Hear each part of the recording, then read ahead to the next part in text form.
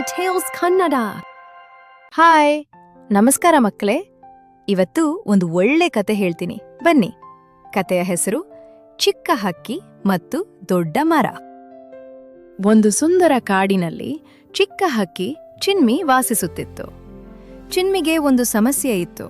ಅದು ಹಾರಲು ಭಯಪಡುತ್ತಿತ್ತು. ಒಂದು ದಿನ ಅದು ದೊಡ್ಡ ಮರದ ಕೆಳಗೆ ಕೂತು ಅತ್ತಿತ್ತು.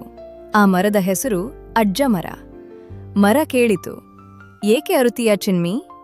ಚಿನ್ಮಿ ಹೇಳಿತು, ನನಗೆ ಹಾರಲು ಭಯವಾಗುತ್ತಿದೆ, ನಾನು ಬಿದ್ದರೆ? ಮರ ನಕ್ಕಿತು, ಬಿದ್ದರೆ ಮತ್ತೆ ಎದ್ದು ಹಾರಬೇಕು, ಅದೇ ಜೀವನ. ಮರವು ಮೃದುವಾಗಿ ಹೇಳಿತು, ನಿನ್ನ ರೆಕ್ಕೆಗಳು ಬಲವಾಗಿವೆ, ನೀನು ಪ್ರಯತ್ನ ಮಾಡು. ಚಿನ್ಮಿ ಸ್ವಲ್ಪ ಧೈರ್ಯ ಪಡೆದು ಚಿಕ್ಕದಾಗಿ ಹಾರಲು ಪ್ರಯತ್ನಿಸಿತು. ಮೊದಲ ಬಾರಿ ಸ್ವಲ್ಪ ಕೆಳಗೆ ಬಿತ್ತು, ಆದರೆ ಮತ್ತೆ ಪ್ರಯತ್ನಿಸಿತು. ಮತ್ತೆ ಕೊನೆಗೆ ಚಿನ್ಮಿ ಆಕಾಶದಲ್ಲಿ ಹಾರಿತು. ಅದು ತುಂಬಾ ಖುಷಿಯಾಯಿತು.